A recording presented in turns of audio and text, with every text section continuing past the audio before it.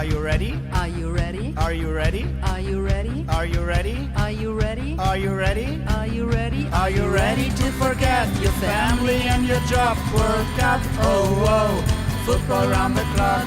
Football round the clock. Football round the clock. World Cup, oh, oh. Football round the clock.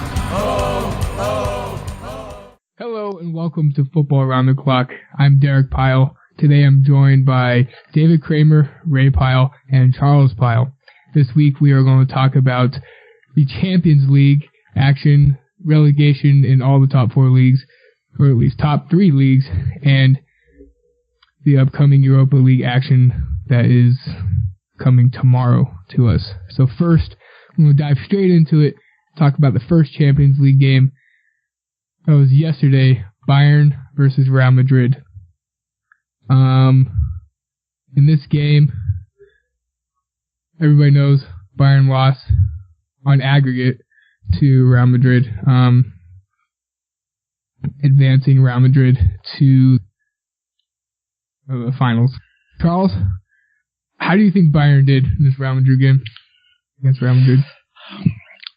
I think it was similar to the first game. I think Bayern dominated once again, but it was costly mistakes that eventually knocked him out from going to the final, just like the first leg. Real Madrid did a better job in capitalizing on mistakes than Bayern did. Bayern did better on defense this game, but they still had trouble in the final third. But all in all, I'm disappointed more than sad because Bayern, like I said, they were the better team over the 2 legs. It's just costly mistakes. I think Real Madrid was probably prepared a little bit better, and maybe because of the experience that they do have, this is going to be their 3rd final in a row. I agree. I think that it's an interesting scenario. I liked the game. It was a very fun game to watch, but for a Real Madrid fan, it was a little too intense towards the end. It felt like they barely had control of the game. I know that they had some key players missing. They had Lucas Vazquez playing right back, and they had taken out Isco, who was injured. So instead, they were running a 4-4-2 with Ronaldo and Benzema up top, but kind of like we were talking about before the podcast, they were really packed in. It seems like they didn't want to make a mistake, and they were just hoping that Bayern couldn't break through. And you know that a team as good as Bayern is going to start continually pounding them. And so as a Real Madrid fan, that's what worried me, because they were shot after shot. I don't know how many corners they had in a row. Keylor Navas had to make some incredible saves. I was more than a little worried. Let's just leave it at that. Yeah, like you were saying about the missing players, the mistake in the second leg was obviously Ulreich coming out for that back pass by Tolisso. Yeah, the back pass wasn't the greatest. It was a little bit weak, but I think if Neuer was in there, that goal would never have happened. And probably one of the goals from that Rafinha made a mistake in the first leg probably wouldn't have happened, because Neuer, remember, is a sweeper keeper. He's like another defender, not just a keeper. So eventually I think that's what did him in. Nothing against Ulreich. He did a phenomenal job. I mean, in the Champions League as a backup keeper all season long, he really filled the shoes the best he could. But, I mean, when you're missing the number 1 goalie in the world, I think that's a big drop. But it's still, I think it was a great 2-leg series, and both teams it was a heavyweight fight. So I loved watching both the games. I love your comment about Ulreich. I thought that he did incredible, actually, except for that one mistake, especially considering the way that Bayern wanted to play. He had to do a lot of the creation from the back and do a lot of the beginning of the play. And for that, he did a good job. Clearly, he's no Manuel Neuer, but you can't replace a loss like that. And so I think he did a great job from my perspective. No, I agree. And my hat's off to Real Madrid. Like you said, they did a great job. And Benzema starting this game, I think, was a great job by Zidane. He was the factor in this game. He scored both goals. He was pretty dominant up top. He harassed the Bayern defense most of the game. And there was some saves by the defense that were incredible. Otherwise, he probably would have had 3 or 4 goals. I agree. And going back to Real Madrid's setup, it was a very interesting setup. With Isco out, they went with a 4-4-2. Asensio was covering Marcelo, who did not look like a liability at all this game compared to last games. On the other hand, clearly Vasquez was, so they had Modric covering that area quite a bit, and the midfield was just run ragged. So I thought it was an interesting tactical thing to have Kovacic and Modric in. Clearly, when they put in the subs and put in Casemiro, that helped a lot.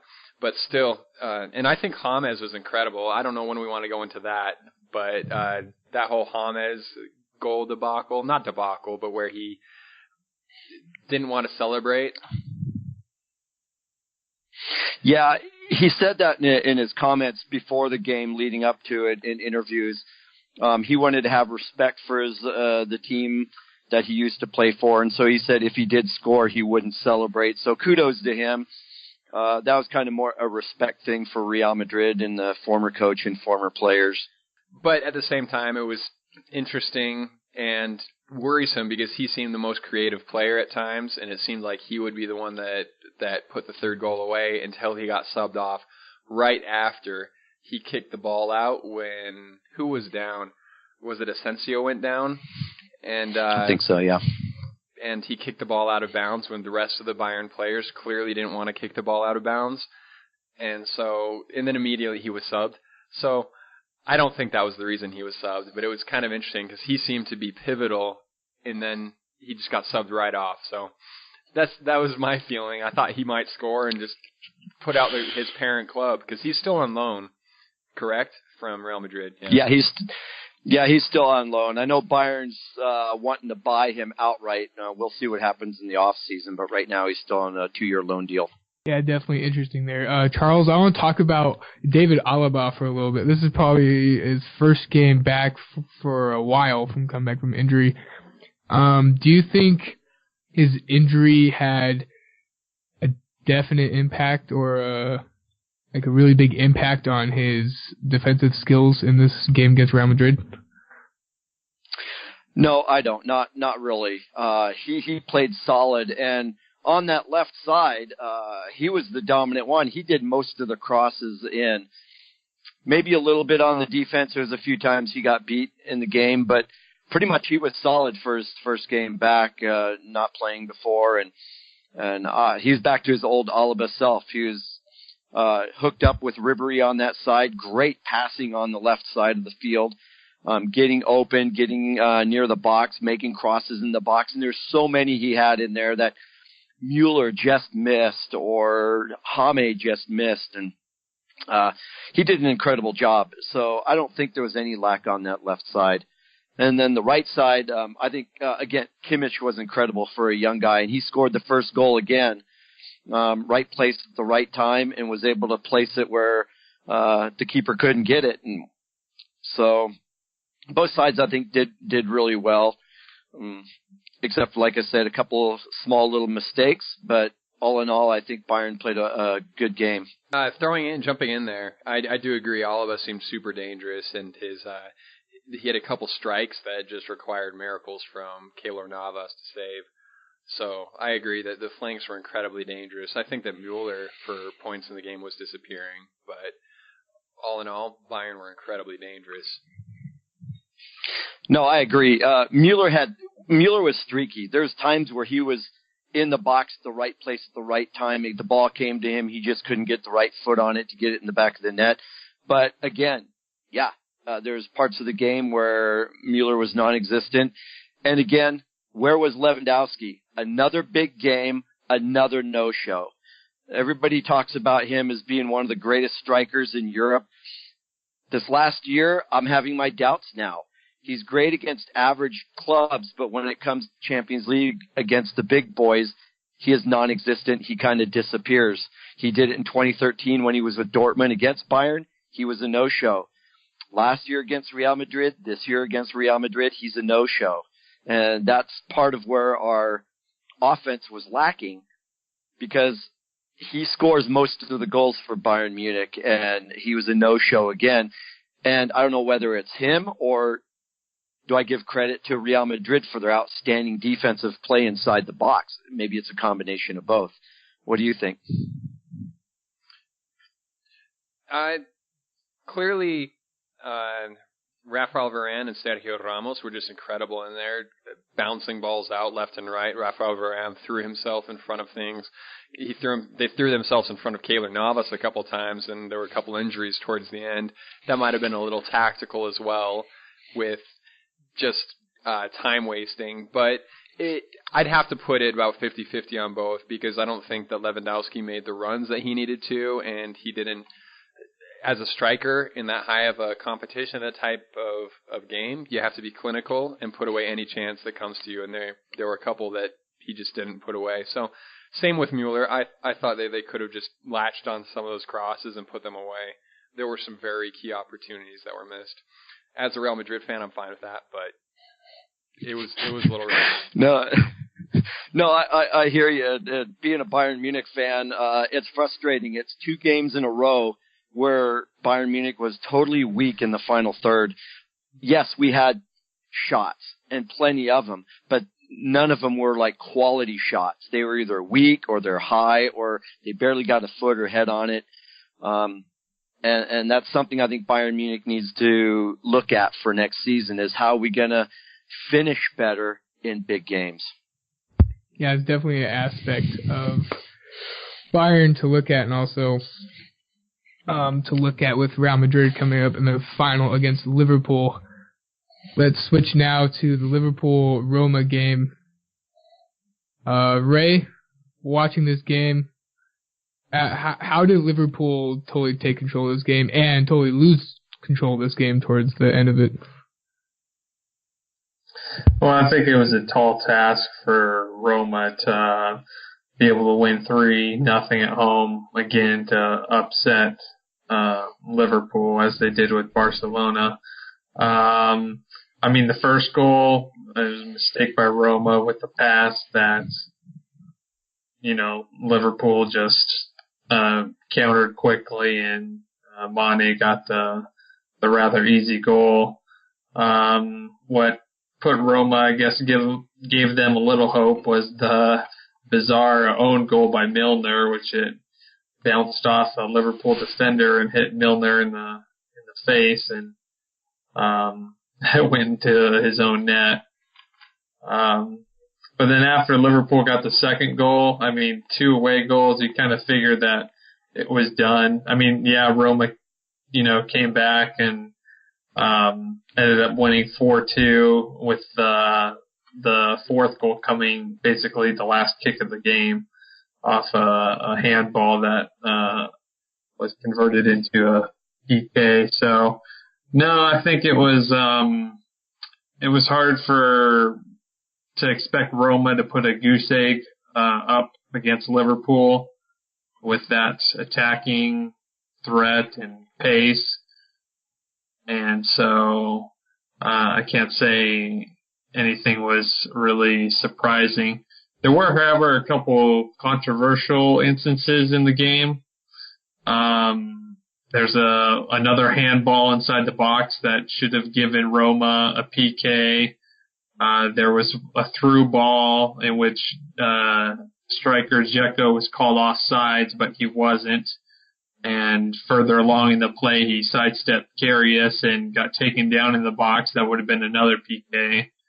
So, if you look at it, if Roma is rightfully given those 2 PKs, they're the ones going through the final. So, some mistakes by the referees in there, as there was in the Bayern and Real Madrid game. So, do you think VAR would be kind of pivotal in Champions League to, improve those things, or would VAR, what's your opinion on that? Well, I think it still needs to be worked out. We've seen many mistakes with using VAR in the MLS and Bundesliga, but we've seen it get the calls right also and holds refs accountable, I guess, for their mistakes. And so I think at some point it needs to get the kinks worked out, I guess you could say, and somewhere be applied so that these, instances and calls aren't costing games, I guess you could say. We saw it work in the Confederations Cup last year in the summer. I thought it worked very good during that. They're using it in the World Cup this summer, so we'll see if that works. As I said, the Bundesliga and the MLS have had its pros and cons with the VAR. UEFA and also England have chosen not to use it, which I think are good choices because it's still not a final product. There's still some things that need to get worked out, but I definitely think an aspect of it needs to be applied eventually so that these mistakes don't keep happening and costing teams games or places in the final and things like that. So yeah, it's an interesting aspect to VAR. I want to focus more on Liverpool. Defensively, especially in the second half of the game, Liverpool were a little shaky. You definitely saw the nerves of the Champions League get to him a little bit, especially in Mohamed Salah, him coming back to Roma, his former club, and then I think they're realizing, okay, we're going to the final, and then that brought some nerves on them, and then that's what led them to the last goals in the game. What do you think about that, Ray? I don't know if they were shaky. I mean, there were some mistakes. I think overall defensively, defense has been horrible in this competition. I think we saw in the Bayern Munich and Real Madrid tie as well, with the defensive errors on, I guess you could say, all three goals in the first tie, with Navas, the keeper, kind of leaning and favoring to get the cross, and Kimmich putting it back in the net, and then two of Bayern's errors, and then also, as well as the second leg. And that's the same with Liverpool and Roma. In the first leg, Liverpool could have scored 10 goals. Roma was so bad defensively, but then Liverpool backed off and Roma got two away goals. And as it was in this game, I mean, the own goal by Milner, that was pretty bizarre. You can't really blame bad defending on that. And when you have a team, Liverpool's up 7-2 on aggregate when the score was 2-1. I mean, of course, Roma's going to press and put all their numbers forward. And so Liverpool kind of had no choice but to defend at the best they could. But there definitely was some mistakes made. So I think the art of defending is something that's been lost in the game of soccer in this day and age. I think we can see it in a lot of sports where offense, goals, points are the most popular, the most exciting things, and so defending has kind of gone by the wayside. So yeah, I agree that defending is, as we saw in the Champions League, totally has dropped off. Going back to, I want to talk about Mohamed Salah for a little bit, because like Lewandowski and Ronaldo, he's really silent in this game. And so it's kind of unexpected. Well, for me, it was unexpected to see not the big stars, or the big stars not showing up per se to the big games, and just overall, like, the teams are just collectively attacking and playing the game, and it wasn't like a one-man show like everybody wanted it to be, or you could argue that we're used to seeing. But does anybody have any comments on Mohamed Salah and like his career this season, or Ray, how do you think he did in this Champions League game? Yeah, I think Liverpool was mainly focused defensively and counterattacking. He definitely posed a threat, even though he didn't get a goal. He created space. I think he's been phenomenal, so I wouldn't say he's disappeared in big games. I mean, the last game, he was totally there and dominated in the 5-2 rout back at Anfield. And same with guys like Ronaldo. I mean, yeah, he didn't get a goal or didn't look or play very well in the 2 legs against Bayern Munich, but he's the one that's dominated Juventus in the quarterfinals. So, and then Lewandowski's just completely different. He hasn't been able to show up in much of the Champions League for a while. So, no, I think Salah has had an incredible record season. It'll be interesting to see how he does in the future, if he can keep up this consistency, or at least close to that. If he can, he'll be up there with the Messis and Ronaldos in the football world. Is this just one incredible season? I definitely think Klopp's system fits him and his team very well, their style of play. And so, and I think he's a phenomenal player, and it'll be interesting to watch him against the 2-time champions in Real Madrid in the Champions League final. And so on that note, let's switch to that upcoming Champions League final game.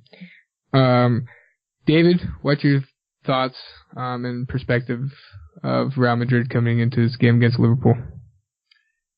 As I was telling Charles pre-recording, I am very worried about Real Madrid. I've been hesitant about them all season after they came out of the gate swinging, and then they dropped off in the league, and then the only form they continued was through the Champions League. And now I feel like, especially against Bayern, I've seen their forms drop. Clearly, Zinedine Zidane has done a great job of firing them up for big games, but Liverpool also loves to come out swinging. And those are actually 2 of the main points I wanted to bring out with Liverpool. I feel like the first half, that Liverpool it just comes out swinging as hard as it can and does great, and then the second half of games, they just let everything go. And this clearly has been a seasonal trend. And then also I feel like Liverpool's main other advantage has been Anfield, which they won't have in the Champions League final. So with Real Madrid's class, their ability to build up for big games, their understanding of the pressure of big games, and Cristiano Ronaldo and Sergio Ramos' headers at big times, I think Real Madrid have a chance, but I'm still very hesitant. Yeah, it's going to be a really interesting game. What do you think Real Madrid has to do tactically to overcome Liverpool, David? That's a great question.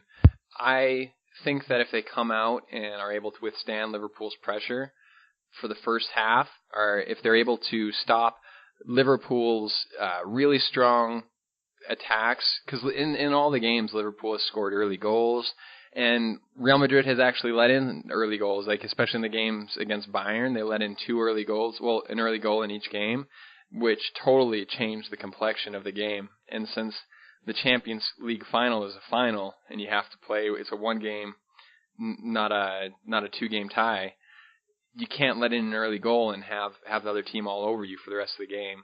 So I think that's tactically what Real Madrid needs to do, is keep a strong first half, weather the storm.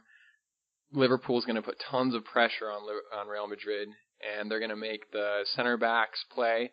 But luckily, Real Madrid has some of the best ball-playing center backs in the world, and they're just incredible playing out of the back. as long as Casemiro doesn't make any mistakes, which he's prone to do, I think Real Madrid have a good chance of making through the first half with only conceding 1 or 2 goals, which is, I think, all they need, because I think in the second half they can come back and just put 3 or 4 goals away against Liverpool. Not to say that Liverpool's been that frail in the back, but it's quite possible. Really possible for either team to take control of that game. Open this up to Ray and Charles. What do you guys think Liverpool need to do to defend against Ronaldo and Real Madrid? I think they need to play the way they did against Man City. They need Klopp is great at pressuring high in the midfield and getting those turnovers up high so they can use their counterattack to really press the defense. We saw some of the weaknesses that Real Madrid had against Bayern, but the difference is Bayern usually, they had some counterattacks, but they had a lot of slow build-up too with their possession-style ball. This is going to be a different style team. Klopp comes at you, and he's very good at coming at you with the press and then counterattacking. So we'll see how Real Madrid's defense and midfielders can handle that. But again, like David said, they've been there before. They know how to win championships. They know how to play in big games. This is Liverpool's first time in about, 10, 12 years since they've been in a Champions League final. Different players, different coach than the last time. So this will be interesting. And again, like David said, this isn't Anfield. They have a great home record, a little shaky on the road. This game's going to be in Kiev. So we'll see how ready mentally they're going to be. I think they have the skills to win it. We'll see how readily mentally they will be. Yeah, I think it'll be interesting with Liverpool's counterattacking style and the aggressiveness of the fullbacks, especially Marcelo on Real Madrid. I think Liverpool can definitely expose, Real Madrid when Marcelo pushes up really high in the offensive end and, if Liverpool can turn the ball over, clear it out, and get a counterattack going with Marcelo trying to catch up, or I don't know. We'll see if Carvajal is ready for that game, or if Zidane's going to play Lucas Vazquez on the other side. So I think that'll be an interesting matchup and kind of a threat to Real Madrid's defense on that side. Overall, I think it could be a really back and forth game with the different styles. Again, Real Madrid has the experience. Liverpool has the aggressiveness. So, it'll also be, interesting to see how Ronaldo does. We saw him dominate in the Juventus ties, but not so much against Bayern Munich. And because of that, Real Madrid really, found it difficult to score goals from others on their team against Bayern in those 2 ties, other than capitalizing on their mistakes. So, I think it'll be an exciting final to watch. Yeah, Ray, I like what you said about if Real Madrid can handle the counterattack, because that's one weakness that possession-style clubs have, like Bayern Munich, and Madrid's not as possession-style, but they still play a similar up high with their defense, and it's very easy to exploit them, as you saw with Benzema breaking through a number of times against Bayern's defense up high. If Klopp can do that against Real Madrid, like you were saying, it could be lights out for Real Madrid. But again, Real Madrid has that experience, and if they can sit back maybe a little bit and take it, like they did against Bayern, clog that box, not allow him to have any shots on goal, and then you got a phenomenal keeper that back there also. This will be interesting. Do you think it's going to be a high-scoring game, or do you think it's going to be a low-scoring game like the Real Madrid-Bayern series? I don't know. I think it'll be a little more low-scoring. I mean, we saw, I guess, Roma versus Liverpool over the two ties. That was the highest scoring Champions League semifinal ever. It was 7-6 on aggregate. And then you had a 4-3 aggregate with Bayern Munich and Real Madrid. And so, I don't know, with the contrasting styles and the dangers that both sides present, it'll be interesting to see what Real Madrid do defensively, if they'll do more sitting back and playing defense and then doing their own counterattack and kind of playing that way in order to prevent a Liverpool counterattack, or if they're going to be feel it out at the beginning and then be aggressive. So I don't know. I think there'll be a couple goals in there. I can't see more than 4 by both teams combined. So, yeah, that's what I think. I really like Ray's point there about the different tactical styles. I think that Real Madrid has the capability to play a couple different tactical styles, while Liverpool, if they don't Gegen, how do you say that, Charles? Gegenpress? Yeah. Gegenpressing. Rock opera of soccer. If they don't do that, then I don't know what their other options are. So I also agree that it could be a low-scoring game if Liverpool doesn't come out of the gates.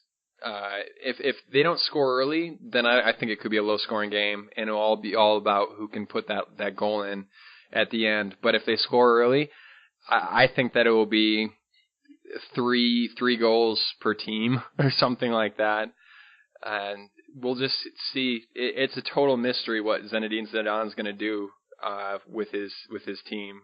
I don't know if anyone can call that right now. Yeah, I kind of agree with you on that. If Liverpool come out swinging and they can break through early, that might give them the momentum. But just like the Bayern series, if Real Madrid can weather the storm early and hold on, the momentum seemed to switch in the second half to where they gain more confidence. And that experience does count in big games, and I think that's what might put them over the edge if they can hang on early. Really good insights to the Real Madrid-Liverpool game, UEFA Champions League final. Let's go around and get predictions from everybody. David, you have a prediction for this game? If I'm have to put a number down, I'll say Real Madrid 3, Liverpool 2. Ray? I'm going to say Liverpool 3, Real Madrid 2. Yeah, I think we kind of have a consensus on the scores, 3-2. I know in the media right now, Real Madrid has a slight edge with the consensus, but I think this time I'm going to go with Liverpool 3-2. Be sure to watch that, and it's going to be really interesting. So let's turn to the leagues now. We'll start out with the La Liga. Absolutely. Barcelona champions. That doesn't mean that they're totally happy, though, because Real Madrid being in the third straight final and doing so well in the Champions League is definitely putting a damper on it. But congratulations to Barcelona, La Liga champions again. They've done incredible for the past 15 years. All congratulations to Barcelona. Yeah, congratulations to them. And unfortunately, there's a couple players leaving Barcelona, one of them being Iniesta. Do you have any thoughts on Iniesta leaving Barcelona, David? Yeah, it's kind of one of those unspoken. It's supposed to be a mystery. Where's he going to go? Everyone thinks he's going to China for big money. This is one of the saddest moments in an era. Iniesta, Xavi, Messi, they've been Sergio Busquets, clearly. They've been the backbone to such a great Barcelona team, and clearly Iniesta is getting older. He's still done incredible, and he's been pivotal in many Barcelona games, but it's time. It's time for him to make his big money in China. And it's a very sad moment for all of Spanish football. Almost every stadium he's gone to recently, he gets cheers and ovations, and the crowd just love him. Everyone loves him. I don't know who can really dislike Iniesta. So it's a sad moment for all of football. Yeah, very sad that he's leaving Barcelona. Very good player, very profitable career. Are there any replacements for him at Barcelona, or is Barcelona looking at anybody to replace him? That's a good question. And this, I'm going to bring up Real Madrid again, because I think anytime you mention Barcelona, you have to mention Real Madrid, and every time you mention Real Madrid, you have to mention Barcelona. Over the past couple of years, Real Madrid has done an incredible job of cultivating youngsters, of getting players like Dani Ceballos and Marco Asensio and Isco, and just all these young players, and they've managed to turn a team that you weren't quite sure where they're going into a team with a lot of youth and a lot of potential that is not just a potential that might never develop, but a potential that's developing in front of our very eyes. Barcelona has tried doing that as well. They've picked up a couple really good players, and yet they don't seem to be maturing as quickly as you'd expect, or becoming the players that are needed to replace such incredible players like what you mentioned. So I don't know. I know that they have a couple really good players. Andre Gomes, Denis Suarez, even Rakitic has played I don't know why I said it with a Spanish accent, but even Rakitic has played incredibly well. But I wouldn't say that they have an Iniesta-style player ready, and maybe they'll have to go shopping around, but they haven't done it yet. So it doesn't feel like they're ready for next year. Luckily, after winning La Liga, they can kind of focus all their efforts on creating a coherent team for next year. So that's probably what's going to happen. The relegation is pretty set now. Malaga, Las Palmas, and Deportivo are pretty much gone. Deportivo is down. They're number 18, and they're 12 points below the next team, Levante. So I think that's done. To put the final nail in the coffin, Real Betis, who's number 5, like I said, they played against Malaga on Monday, and they beat them 2-1. I think that's just how it's going to be. The teams at the bottom of La Liga table, even though they have some rich history and have done great in the past couple years, they're going down, and there's no stopping them. There's a clear line of demarcation. Yeah, sad story for all the teams getting relegated throughout the leagues. Let's switch it up and go to the Bundesliga. Charles, let's just go straight into the relegation race and the races for the European spots. What's going on there in Bundesliga? Well, Erste FC Köln, or Cologne in English, they were relegated last weekend, so they're done. Hamburg is coming on again, like they always do at the end of the season. They're down in relegation. They pour it on. They squeak out relegation playoff and stay up. I don't know if they're going to be able to do that. They're sitting in 17th with 28 points. Wolfsburg has been dropping. They've looked horrible the last month. They've gone from like 12th all the way down to 16th. They're in the promotional playoff spot. But then in 14 and 15, you got Mainz and Freiburg. They're both tied at 33 points. So from 14 all the way down to 17, it's going to come down to the last 2 weeks of the season who's actually going to get relegated and who's going to be in that promotional playoff spot. Then on the other spectrum, Schalke, they've pretty much sealed a Champions League spot. Dortmund looked very impressive over the weekend, and they're sitting in third right now. Hoffenheim, they're coming on strong again. They were all the way down in 7th, and they moved all the way up to 4th, so they're in a Champions League qualification spot. Bayer Leverkusen is in 5th in Europa, and Leipzig, I don't know what's wrong with them. They're losing to teams that they should not lose to, and they've dropped all the way down to 6th place. Frankfurt's still sitting in that 7th spot right outside, but depending on what happens in the DFB Pokal, they could If they win it, they could get that 7th spot. UEFA offers them a European qualification spot if they win the DFB Pokal. So there's still kind of a tight race there between number 7, 6, and 5. So for Europe, so it'll be interesting. It's going to come down to the wire. Obviously, Bayern already clinched, but for Europe and for relegation, it's going to come down for the last 2 games of the season before we actually know who's in and who's out permanently. Mm-hmm. What's the most surprising story in the sense of relegation in the Bundesliga this season for you, Charles? There's really not a surprise. If I'd have to say one, maybe Wolfsburg, because, like I said, they were kind of middle of the pack, and they lost a lot of players in transfers that last summer, and that kind of hurt them quality-wise.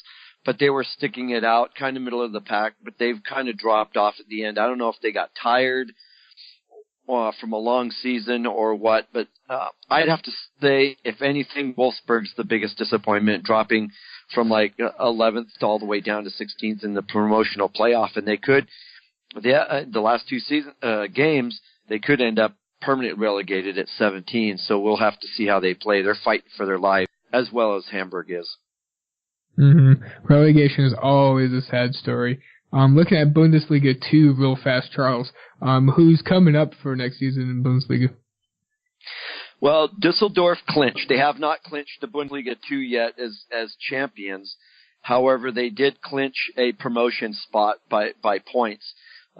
Nuremberg is Erste FC Nuremberg, der Club, is sitting in second place, only 2 points behind them with 2 games left. So the battle for first place to win the 2 Bundesliga is still hot and heavy. Then there's a little bit of a gap with Holstein Kiel sitting in third, which is a promotion playoff. But there's only Amelia Bielefeld's a few points behind them in fourth. So they're still a little bit shaky, but looking at their schedules, it looks like it should be set the way it is. Nuremberg, if Düsseldorf does, drop one in the next 2, Nuremberg could end up winning the championship and getting that automatic promotion. But the 1 and 2 get automatic, so I'm guessing it's going to stay the same. Düsseldorf, Nuremberg, automatic promotion. I think Holstein Kiel is going to get the promotion playoff against probably either Wolfsburg or Hamburg. On that note, I want to switch back to the La Liga real fast. David, who's coming up in La Liga 2 to the La Liga? Once again, just like the Bundesliga, there's promotion playoffs. And so the first place team is only ahead by 2. That's Rayo Vallecano. But then second and third are tied. So Sporting Gijón and Huesca are tied at 68. And then the other teams are all in the promotion playoffs. So Huesca, Numancia, Cádiz, and Zaragoza are all in the playoffs, and they're likely to stay in the playoffs. I know that a lot of people in Spain have a soft spot in their hearts for Cádiz. I don't know how well they'll do. Right now they're down quite a few points on the table, but if they do well in the promotion playoffs, then clearly they'll be promoted. So it's actually a really interesting race with some familiar faces like Rayo Vallecano and Sporting Gijón, and some unfamiliar faces. So it's an exciting time. I'll let you know how it keeps going. Awesome. Definitely exciting times for the League 2s around the world to get promoted. Let's switch it up and go to the Premier League now, and go straight into relegation. This week in the Premier League you could arguably changed both sides of the table for the Premier League with, you could argue the Chelsea versus Swansea game, with Chelsea beating Swansea, and then that putting Swansea closer to relegation, and leaving Chelsea still 5 points away from Tottenham with Tottenham's win over Watford. So sitting in the relegation zone in Premier League is Southampton, 32 points, Stoke City with 30 points, and West Brom, 28 points, already confirmed that West Brom is going down this season. Ray, what's your take on the relegation race in the Premier League? Well, I mean, I think it got a lot more closer with Swansea losing this week. We have Southampton that won over the weekend, and so that pulls them within a point of Swansea and only 3 points behind Huddersfield Town and West Ham.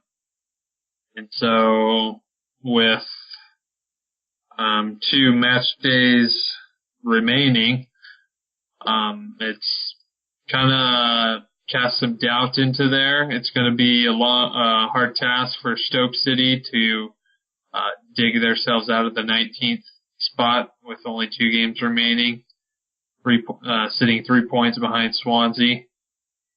But I mean, this upcoming week you have Southampton facing Everton, West Ham, Leicester, and Swansea versus Bournemouth. So all 3 teams facing teams higher up on the table, with Swansea probably facing the least opposition.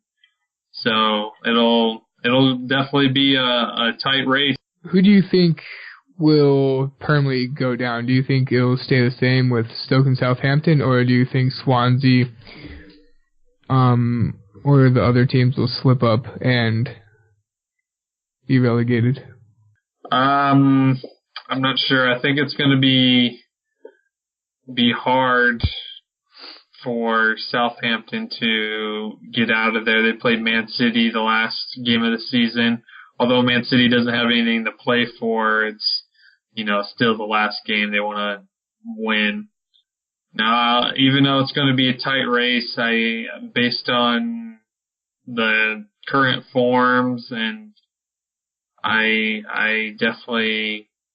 don't see Southampton or Stoke getting out of there.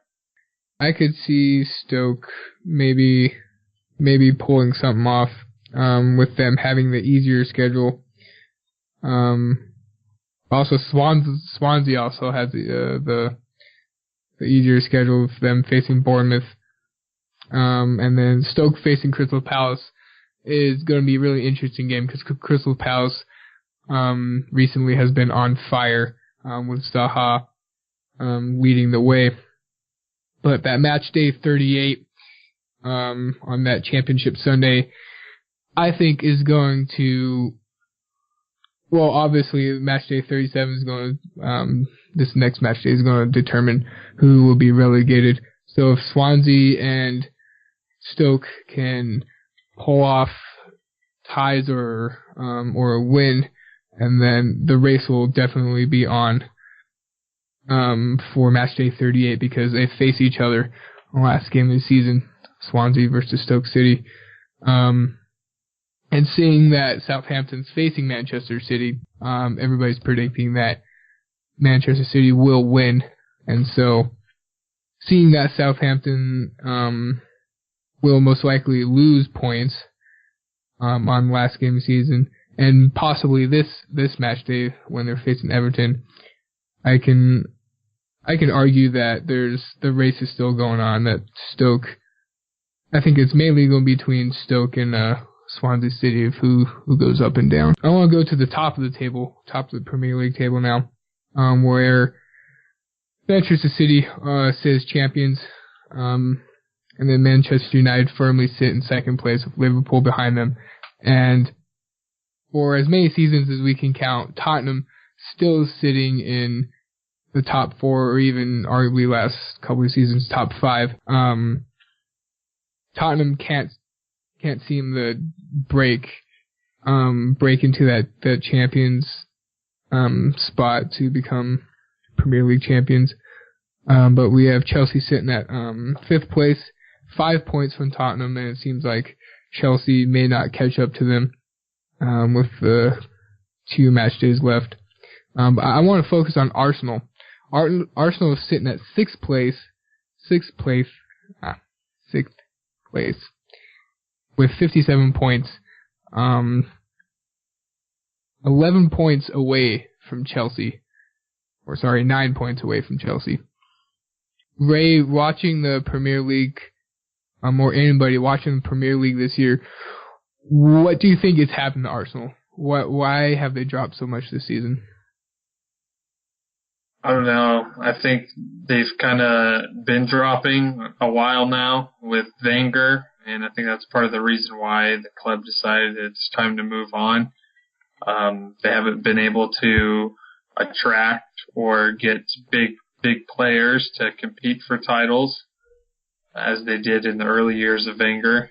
They sold Alexis Sanchez, their best player, to Man United, and so they don't stack up with the bigger teams, and it was probably past due the time to make a change for the club at the coaching position. So they're going to need to revamp their whole club and establish what their goals are and what they need to do to get back up there and compete for titles. I can argue that it kind of looks like the same situation that Chelsea was in that last season where Jose Mourinho was in charge, where they had that little fiasco with Diego Costa and a lot of teammates not agreeing with either the style that Jose was playing or just Mourinho himself.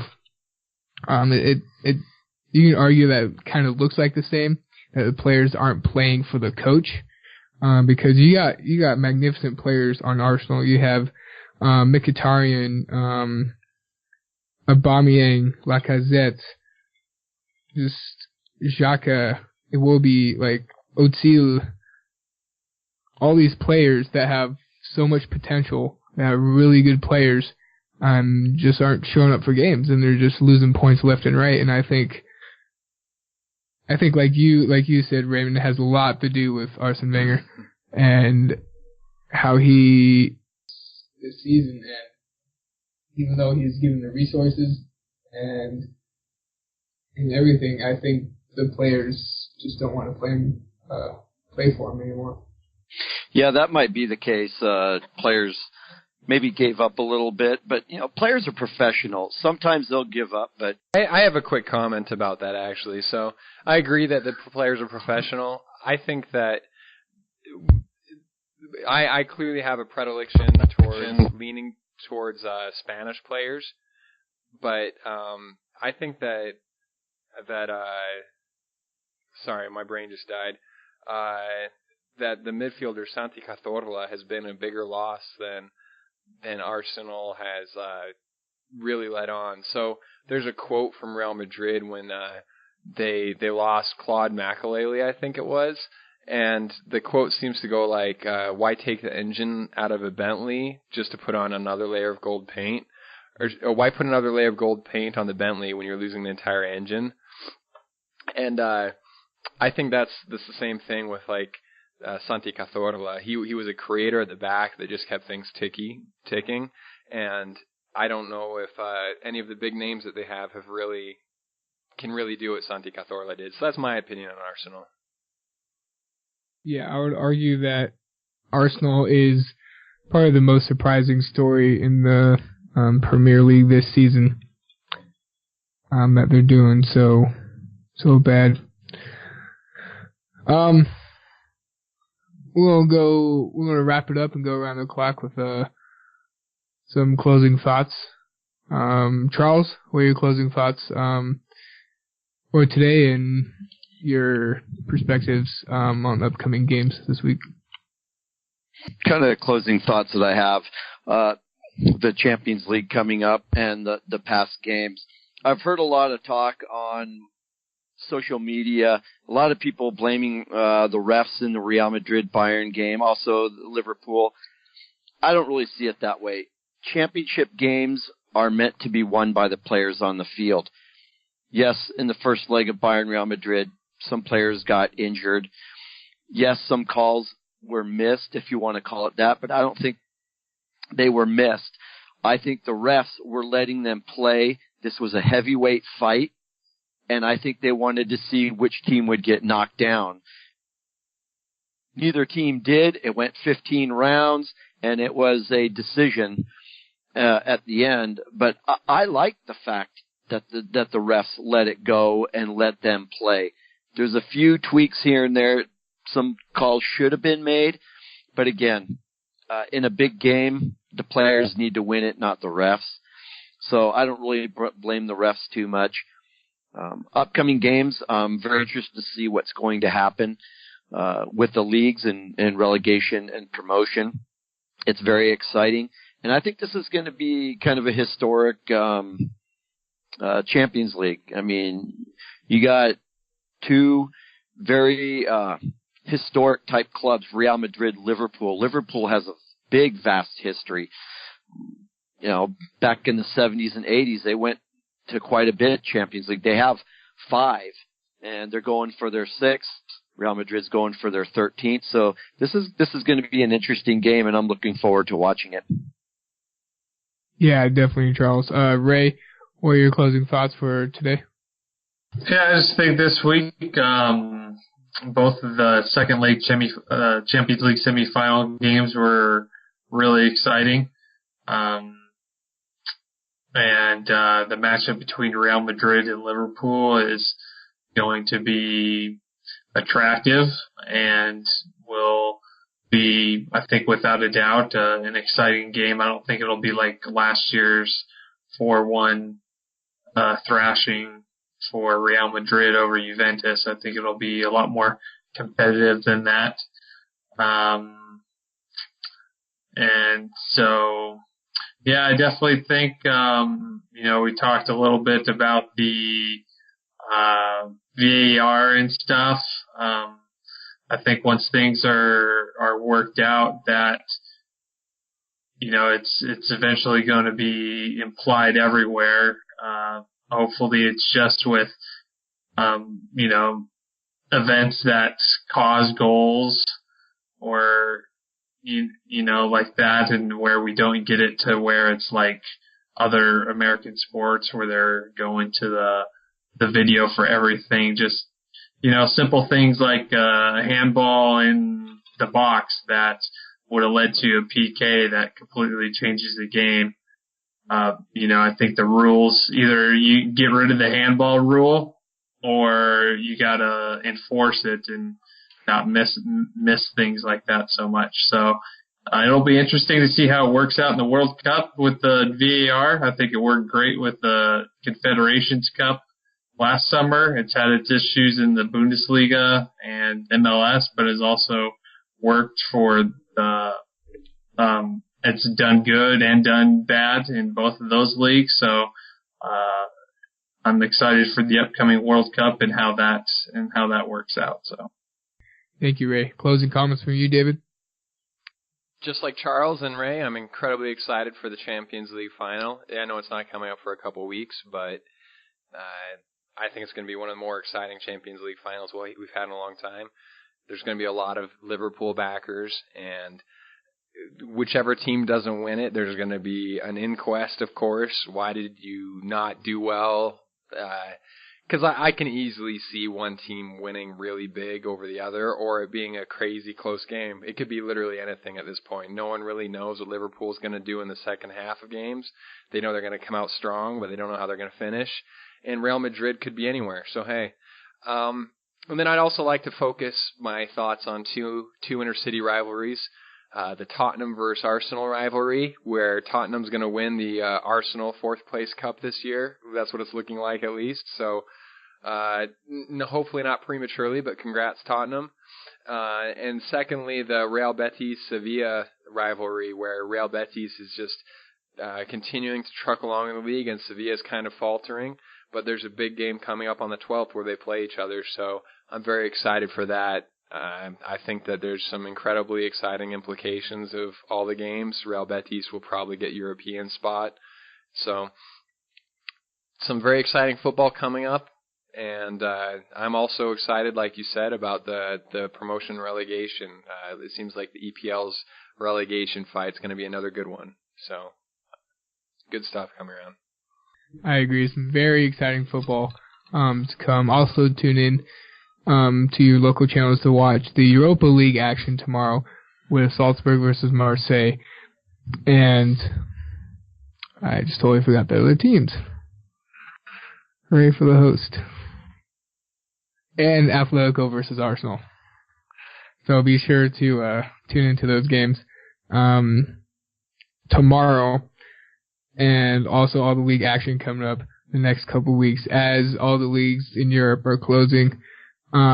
We will continue our podcast even after all the Champions League and Europa League and all the leagues close to continue on to the World Cup. So please tune in to us as we cover the World Cup and our favorite teams and all the action going around with them. Thank you for joining us tonight. I'm Derek Pyle, joined today by Ray Pyle, Charles Pyle, and David Kramer. Woo! Make sure to subscribe to our channel, like our Facebook page, go to our website, keep up on all of our blogs, and also follow us on Twitter. Be sure to tune into our next podcast next week. Thank you. Have a good night.